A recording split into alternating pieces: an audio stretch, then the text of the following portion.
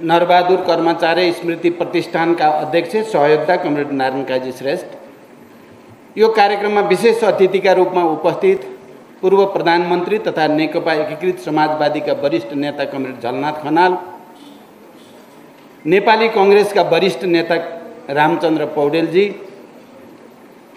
र यो कार्यक्रममा उपस्थित सम्पूर्ण कमरेडहरू र मित्रहरू,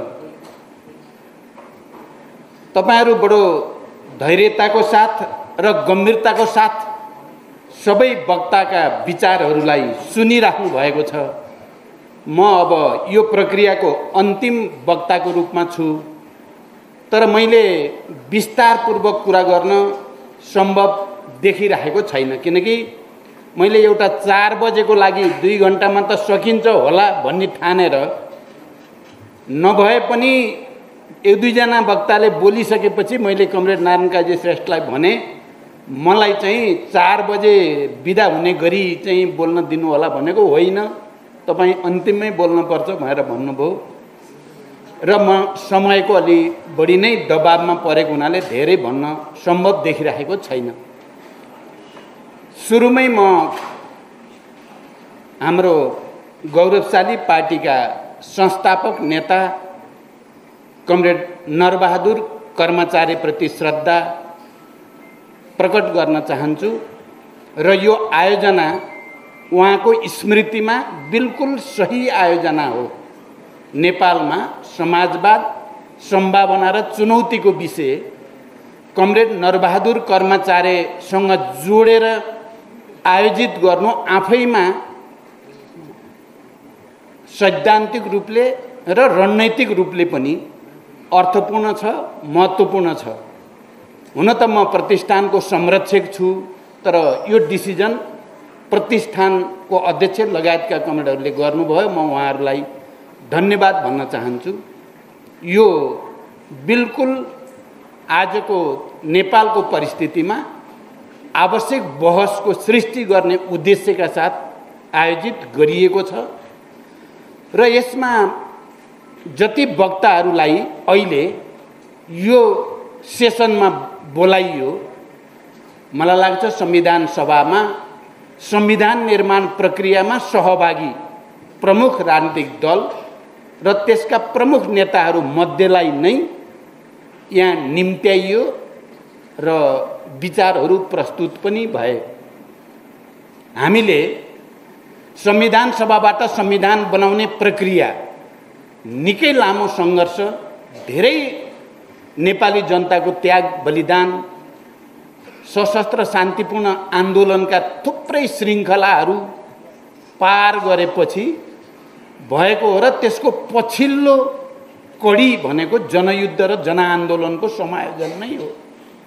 12 बुँदे समझदारी र त्यसको जगमा संयुक्त जनआन्दोलनको बलमा यो परिस्थिति बनेको हो र यो संविधान बनाउने बेलामा नै हामीले केही मूलभूत सिद्धान्तलाई आत्मसात गर्ने कुरा गरेका हौँ। हामीले ती मूलभूत सिद्धान्तहरू मध्ये बडो संश्लेषित रूपमा संविधानमा उल्लेख गर्दा अब राज्य समाजवाद उन्मुख राज्य भनेर भनेका छौँ र समाजवाद उन्मुख राज्यको हामीले परिकल्पना गर्दै गर्दा र संविधानमा त्यसलाई लिपिबद्ध गर्दै गर्दा कुनै पनि राजनीतिक दलको त्यो कुरामा विमति रहेन। अबको राज्य समाजवाद उन्मुख राज्य हुनेछ र हाम्रो संविधानले अंगीकार गर्ने राजनीति, अर्थनीति, सांस्कृतिक नीति, मौलिक अधिकार लगायतका विषयहरू सबै समाजवाद उन्मुख हुनेछन् भन्ने मान्यतामा आधारित भएर नै लेखिएका छन्। मलाई यहाँ विद्वान साथीहरूलाई पक्कै पनि सम्झना छ भन्ने लाग्छ। मौलिक अधिकारमा हामीले जे व्यवस्था गरेका छौँ ती धेरै नै ऐतिहासिक महत्त्वका छन्। त्यहाँ हामीले सबै उत्पीडित वर्ग, समुदाय, श्रमजीवी जनता सबैलाई शिक्षामा, स्वास्थ्यमा, रोजगारीमा मौलिक अधिकार हुनेछ। यदि कसैले स्वास्थ्य उपचार नपाएर अकालमा मृत्युवरण गर्ने स्थिति भयो भने मुद्दा लाग्नेछ र राज्य त्यसको निम्ति जिम्मेवार हुने पर्नेछ। कसैले उचित शिक्षाको वातावरण पाएन भने त्यहाँ मुद्दा चल्नेछ र राज्यले त्यसको जवाबदेही लिनुपर्नेछ भन्ने मान्यताबाट यो संविधानमा धेरै महत्त्वपूर्ण मौलिक अधिकारका प्रावधानहरू राखिएको छ। र हामीले समाजवाद उन्मुख कसरी हुने भन्दा हामीले अबको हाम्रो अर्थतन्त्र निजी, सार्वजनिक र सहकारीको समन्वयबाट अगाडि बढ्नेछ भन्ने कुरा पनि हामीले संविधानमा किटेर भनेका छौँ। सार्वजनिक, निजी र सहकारीको समन्वय आफैमा एउटा त्यस्तो मान्यता हो जसले जगैदेखि समाजवादका भ्रूणहरूको जगेर्ना गर्न सक्छ भन्ने मान्यताबाट उत्प्रेरित भएर नै हामीले त्यसो गरेका हौँ। हाम्रो संविधानले अब समाजमा लामो समयदेखि विभेद र उत्पीडनमा पारिएका वर्ग समुदायको समावेशी समानुपातिक प्रतिनिधित्व सुनिश्चित गर्नेछ भन्ने कुरा पनि हामीले भनेका छौँ। त्यसअनुसार दलितहरूको निम्ति, महिलाहरूको निम्ति, मधेसीहरूको निम्ति, आदिवासी जनजातिहरूको निम्ति, पिछडिएका क्षेत्रहरूको निम्ति विशेष व्यवस्था गरिनेछ भन्ने कुरा जे भनिएको छ त्यो पनि आफैमा दूरगामी र ऐतिहासिक महत्त्वका प्रावधानहरू हाम्रो संविधानले राखेको छ। त्यसकारण मलाई यहाँ सुरुमा वक्ताहरूले कुरा राख्दै गर्दा गठबन्धनमै भएका नेता साथीहरूले बडो नकारात्मक, केही पनि भएन, केही पनि छैन, सबै बर्बाद छ, उल्टो भयो भन्या जस्तो गरिराख्नुभयो। म त्यसको अहिले व्याख्या नगरिकन प्रतिवाद गर्न चाहन्छु। त्यो सत्य होइन। नेपाली जनताको लामो सङ्घर्ष र बलिदानपछि ऐतिहासिक महत्त्वका राजनैतिक परिवर्तन मात्रै होइन, त्यो परिवर्तनलाई संवैधानिक ढङ्गले संस्थागत गर्ने प्रक्रिया समेत संविधान सभाबाट भएको कुरालाई कम आँक्नु, 10 वर्षको जनयुद्धमा हजारौंको त्याग र बलिदानबाट आएको यो परिवर्तनको महत्त्व, सङ्घीयता, गणतन्त्र, धर्मनिरपेक्षता, समावेशी, समानुपातिकताको मान्यतालाई कम गरी आँक्नु बिल्कुल इतिहासप्रति र यो परिवर्तनको स्वामित्वप्रति अन्याय हुन्छ भन्ने मलाई लाग्छ। त्यस्तो होइन।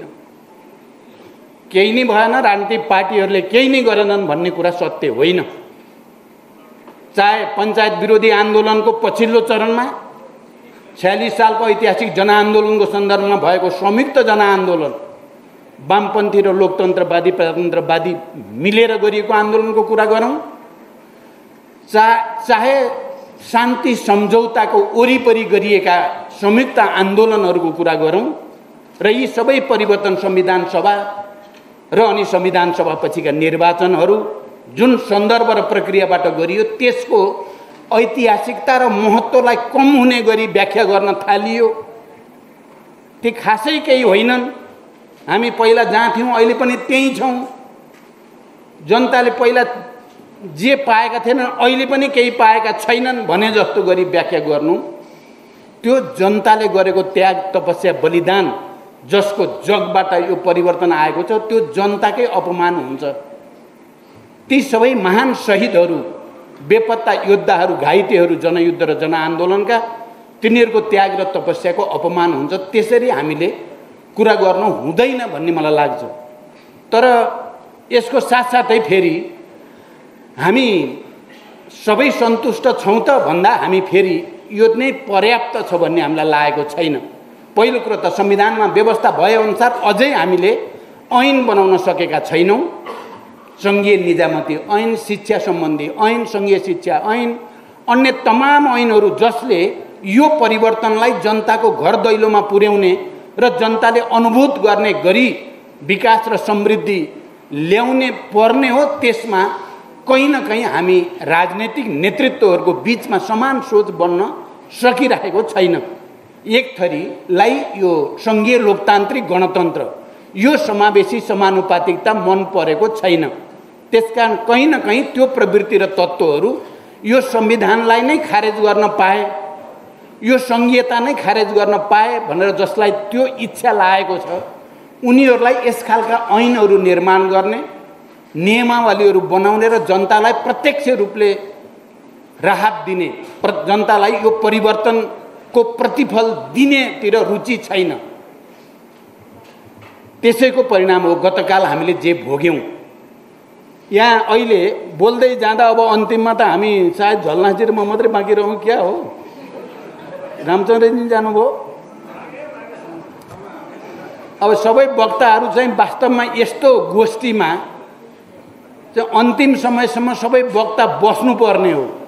बोल्दै हिँड्दै बोल्दाखेरि आफूलाई लागेको कुरा मजाले बोल्ने, अर्कोले उत्तर दिन धैर्यतापूर्वक पर्खिन पनि नसक्नु, यो चाहिँ बिल्कुल जायज होइन। आउने दिनमा सबै नेताहरूले, सबै पार्टीहरूले यो कुरालाई ख्याल गर्न जरुरी छ। महत्त्वपूर्ण विषयमा महत्त्वपूर्ण बहस विवाद हुँदा त्यो बारेमा चाहिँ छलफल गर्न जरुरी छ। मैले हुन त शङ्करजीलाई बस्नुहोस् न भन्दाखेरि होइन म सुनिहाल्छु तपाईँको भनाइ भन्दै जानुभयो नेकपा एमालेको महासचिव।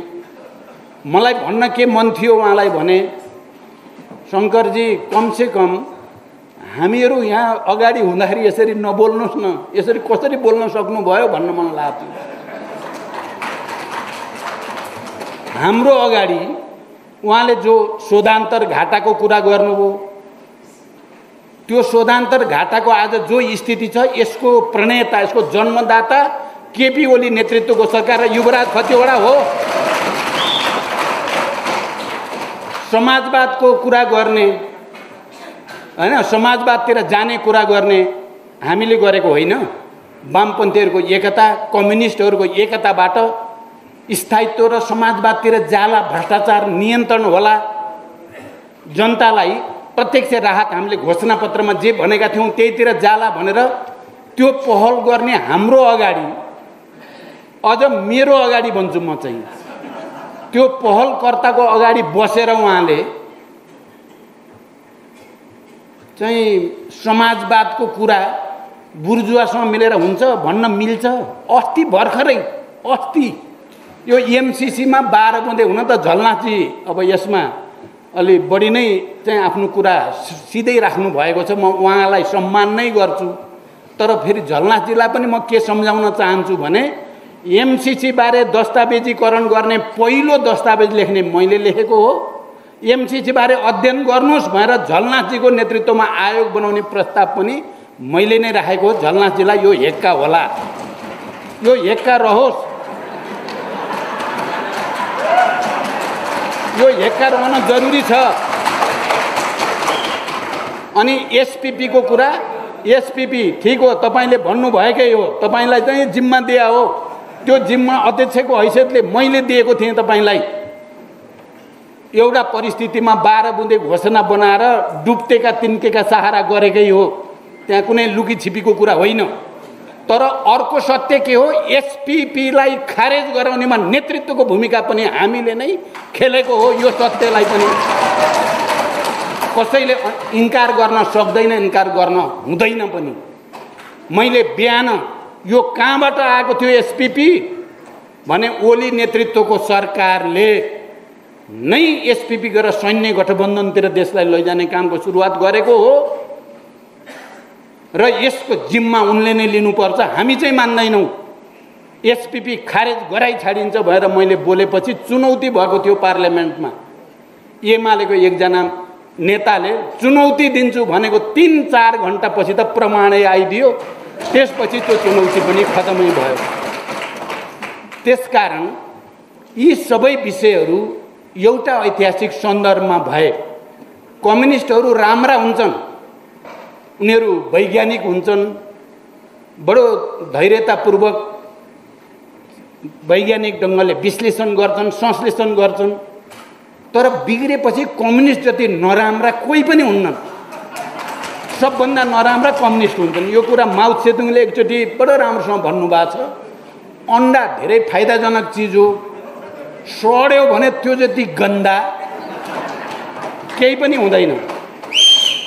हामीले त कम्युनिस्ट सबैलाई मिलाउन खोजेकै हो, राम्रा हुन्छन् भनेर। कुरा बोल्नु, कम्युनिस्टहरू बिग्रेपछि चेउसेसको हुन्छन् भन्ने पनि देखिया छ इतिहासमा। कम्युनिस्टहरू बिग्रेपछि गोर्बाचोभ र येल्सिन हुन्छन् र पुरै क्रान्तिलाई बर्बाद पार्छन् भन्ने पनि हामीले देखेकै हो। हामीलाई यस्तै येल्सिन र चेउसेसको त छैनन् होला भन्ठानेर वाम गठबन्धनलाई एकता गरेको त चेउसेसको भन्दा चर्को निषेधात्मक आफ्ना सहयात्री सहयोद्धालाई देखिन नसक्ने, कुनै सहमति सम्झौता पालन केही गर्नु नपर्ने, बैठक छलफल बहस गर्नै नपर्ने पुरै एकाधिकारवादी भएपछि र भ्रष्टाचारको पराकाष्ठा।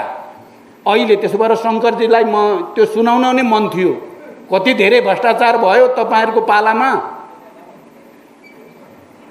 अहिले जहिले पनि केपीजीले जसलाई पनि भन्नुहुँदो रहेछ, जसलाई भेटे पनि भन्ने त्यो 19 पृष्ठको दस्तावेजले खतम बनायो भन्नुहुन्छ उहाँले। 19 पृष्ठको दस्तावेज कसले जन्मायो?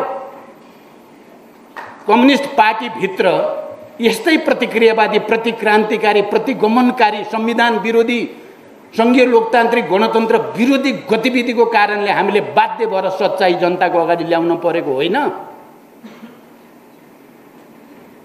त्यो फेरि मेरो दस्तावेज मात्रै पनि होइन, त्यो झलनाथजीको पनि हो, माधव नेपालको पनि हो, वामदेव गौतमको पनि हो। आजभोलि वामदेवजीले फेरि कहिलेकाहीँ छ्यास्स भन्नुहुन्छ, फेरि अझ त्यो भित्र लेखेको कयौं कुराहरूको सुझाव बढी वामदेवजीकै थियो। त्यसकारण यी सबै कुराको कारणले हामीले इतिहास र सच्चाइलाई जस्ताको तस्तै आत्मसात गर्न जरुरी छ भन्ने मलाई लाग्छ। अब समाजवादको कुरोमा मैले धेरै व्याख्या गर्दिनँ, म झलनाथजीलाई नै समर्थन गर्छु। समाजवादबारे उहाँले वैज्ञानिक समाजवाद नै हो भनेर जे भन्नुभयो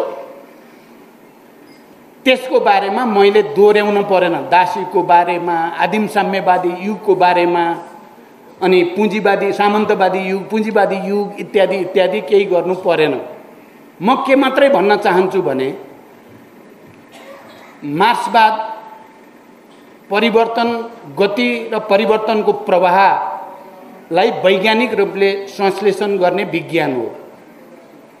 समाज, प्रकृति, मानव चिन्तनका कुनै पनि शाखा स्थिर छैनन्, ती निरन्तर परिवर्तन र गतिमा छन्। त्यहाँ त्यो परिवर्तन र गतिको प्रक्रियामा आएको यथार्थलाई आत्मसात गर्दै लेनिनले पछि के भन्नुभयो भने ठोस वस्तुको ठोस विश्लेषण गर्नु र त्यसअनुसार नीति निर्धारण गर्नु नै मार्क्सवादको आत्मा हो भनेर व्याख्या गर्नुभयो। मार्क्सवाद भनेको कुनै धर्मशास्त्र होइन, कुनै मठाधीशको चाहिँ जस्तो त्यो घन्टी बजाउने कुरा पनि होइन। यो परिवर्तनको प्रवाहलाई बुझ्ने र त्यसअनुसार नीति निर्धारण गर्दै अगाडि बढ्ने विज्ञान हो।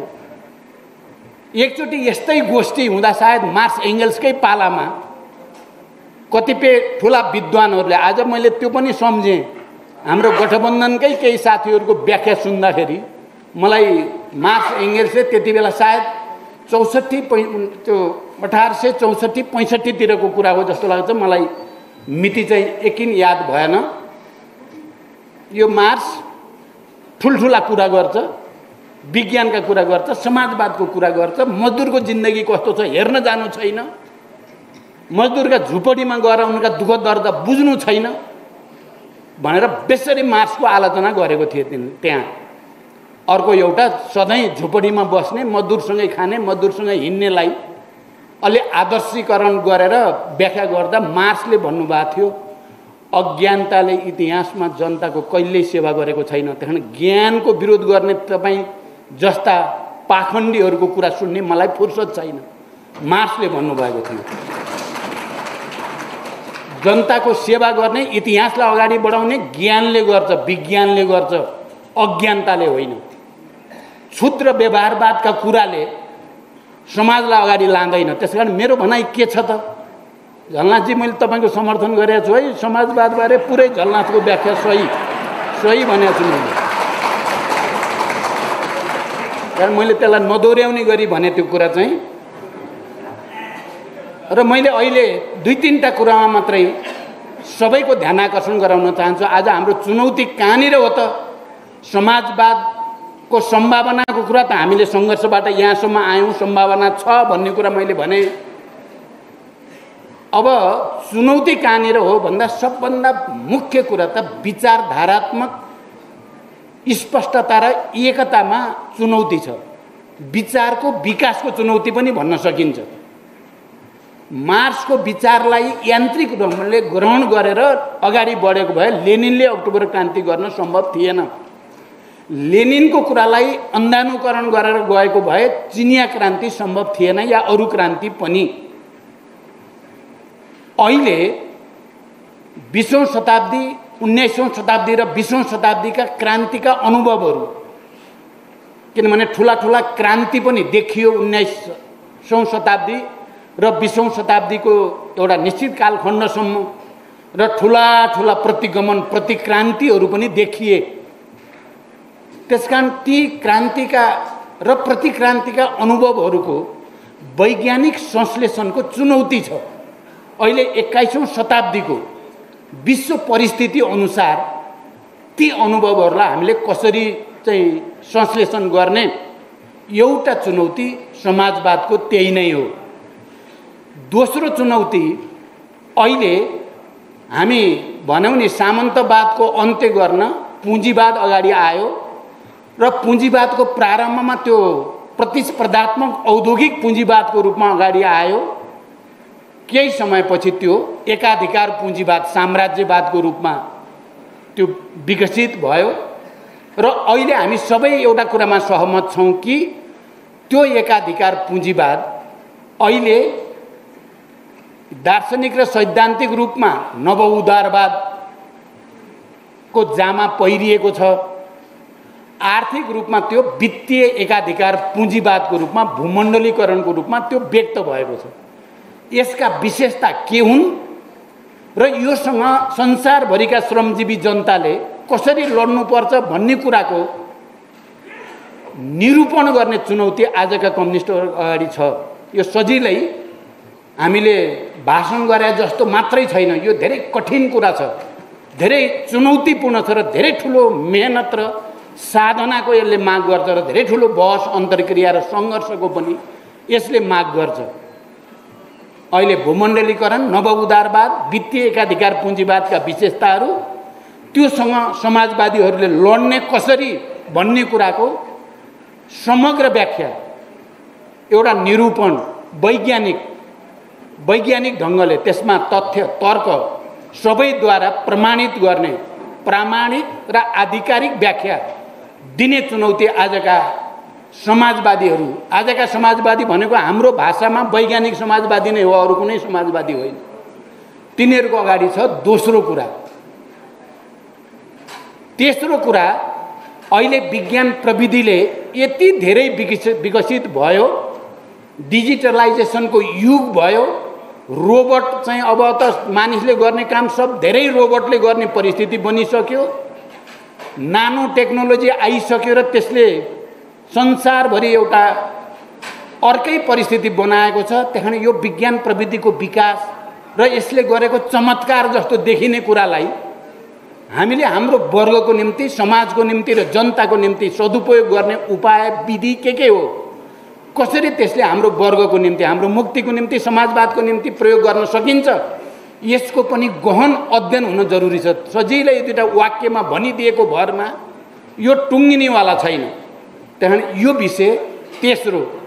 चौथो विषय, अहिलेको पुँजीवादले या नवउदारवाद, वित्तीय एकाधिकार पुँजीवाद, भूमण्डलीकरणले जसरी विश्वको पर्यावरणमाथि हस्तक्षेप गरेको छ, हमला गरेको छ, पर्यावरण विनाशको जो तीव्र प्रक्रिया संसारभरि चलेको छ, यसको प्रतिवाद समाजवादीले कसरी गर्ने,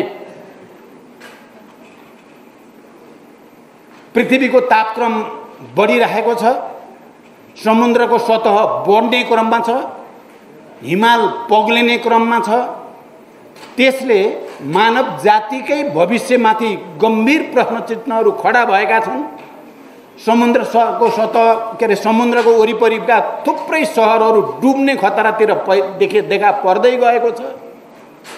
हाम्रो हिमालय पर्वत वरिपरि त्यो हिउँ पग्लिने प्रक्रियाको कारणले मौसममा ठुल्ठुला परिवर्तन आएका छन्। तपाईँ हामीले हेरेर भौतिक रूपमा हेरेर पनि बुझ्न सकिन्छ कति ठुल्ठुला परिवर्तन आएका छन्। आजभोलि बेमौसमको बाढी आउने, आँधी हुरी आउने, अरू चाहिँ थुप्रै खालका परिघटनाहरू जो हामीले देख्छौँ, यो जलवायु परिवर्तन, पृथ्वीको तापक्रममा भएको वृद्धि खाली मानव जातिको भविष्य माथि नै प्रश्न चिन्ह होइन, प्राकृतिक विविधता, जैविक विविधताको विनाश हुने र कयौं जीवहरू, जङ्गली जनावरहरू विनाश हुँदै जाने र त्यसको असर इकोसिस्टममा, पृथ्वी, प्रकृति र मानवको बीचको इकोसिस्टममा नराम्रो असर पर्ने जो अवस्था आएको छ, यो कुराप्रति गम्भीर चिन्ता सच्चा कम्युनिस्टले मात्रै गर्न सक्छन् र गर्नुपर्दछ।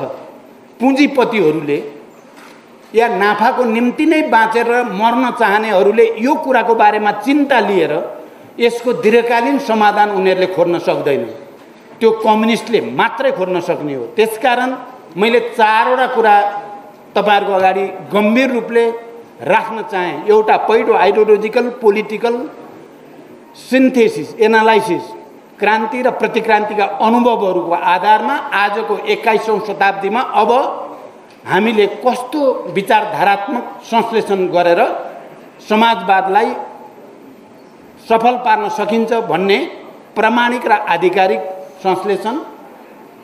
दोस्रो, विज्ञान प्रविधिको चमत्कार जस्तो देखिने गरी भएको विकासलाई आत्मसात गर्ने र त्यो डिजिटलाइजेसनलाई समाजवादको निम्ति सदुपयोग गर्ने विधि प्रक्रियाको अनुसन्धान आविष्कार। तेस्रो, पर्यावरण विनाशको यो सबै चाहिँ क्रम जो देखिएको छ त्यसलाई रोक्न कम्युनिस्टहरूले कसरी अगाडि जाने भन्ने कुरा। चौथो, मैले दोस्रोमा भनेको थिएँ, अहिले भन्दा चौथोमा गयो, अहिलेको पुँजीवाद, वित्तीय एकाधिकार पुँजीवादको विशेषता, नवउदारवादसँग कसरी लड्ने भन्ने कुरा र समाजवादी अर्थतन्त्र। यी 4वटा विषय मूलभूत रूपमा हामी कम्युनिस्टहरूको अगाडि चुनौतीका रूपमा आविष्कार गर्नै पर्ने, अनुसन्धान गर्नै पर्ने, एउटा नयाँ निष्कर्षमा पुर्याउनै पर्ने। म नेकपा माओवादी केन्द्रको अध्यक्षको हैसियतले हामीले भर्खरै सम्पन्न गरेको 8औं राष्ट्रिय महाधिवेशनमा यी विषयहरूलाई हाम्रो दस्तावेजमा गम्भीर रूपले उठाउने कोसिस गरिएको छ र एउटा गोरेटो, एउटा नयाँ गोरेटो समाजवादको निम्ति कोर्ने जमर्को गरिएको छ र हामीले भनेका छौँ यो अहिले पूर्ण हुन सक्दैन। यो अन्य कम्युनिस्ट समूहहरूसँग पनि बहस गर्नुपर्छ, श्रमजीवी जनताहरूको बिचमा नि बहस गर्नुपर्छ, बुद्धिजीवीहरूको बिचमा नि बहस गर्नुपर्छ, अन्तर्राष्ट्रिय रूपमा पनि बहस गर्नुपर्छ। विभिन्न समाजवादी देशहरूका अनुभवहरू हामीले टोली बनाएर त्यहीँ गएर अझ गहिरो अध्ययन पनि गर्नुपर्छ, किनकि कम्युनिस्ट आन्दोलन भनेको राष्ट्रिय फेनोमेना होइन, यो अन्तर्राष्ट्रिय फेनोमेना हो, अन्तर्राष्ट्रिय परिघटना हो। कम्युनिस्ट उद्देश्य भनेको अन्तर्राष्ट्रिय वर्गको एउटा उद्देश्य हो, त्यसलाई पुरा गर्नको लागि अन्तर्राष्ट्रिय रूपमा नै जानुपर्छ भनेर हामीले जमर्को गरेका छौँ। र आजको गोष्ठीमा यो विषय जसरी प्रवेश र बहस भएको छ, मलाई लाग्छ बिल्कुल ठिक सुरुवात भएको छ। यो सुरुवात हो। अघि अध्यक्षको हैसियतले नारायण काजी कमरेडले भने जस्तै यो प्रस्थान बिन्दु हो। यस्ता कार्यक्रमहरू हामीले राष्ट्रिय र अन्तर्राष्ट्रिय स्तरमा पनि गर्दै गएर एउटा संश्लेषणमा पुग्ने कोसिस गर्नुपर्दछ। लास्टमा कुरा के हो भने त्यो चाहिँ फेरि कम्युनिस्टले मात्रै गर्न सक्छन्, अवसरवादीले गर्न सक्दैनन्। त्यसकारण कम्युनिस्ट हुने कुरा सबभन्दा ठुलो कुरा छ। यो भन्दै म बिदा हुन्छु। धन्यवाद। अभिवादन। धन्यवाद। संस्थाको तर्फबाट हामी हार्दिक आभार व्यक्त गर्दछौँ श्रद्धेय अध्यक्ष कमरेड प्रचण्ड आफ्नो सार्वजनिक मन्तव्यको लागि। एकैछिन 2 मिनट कोही नउठ्दिनु होला प्लिज।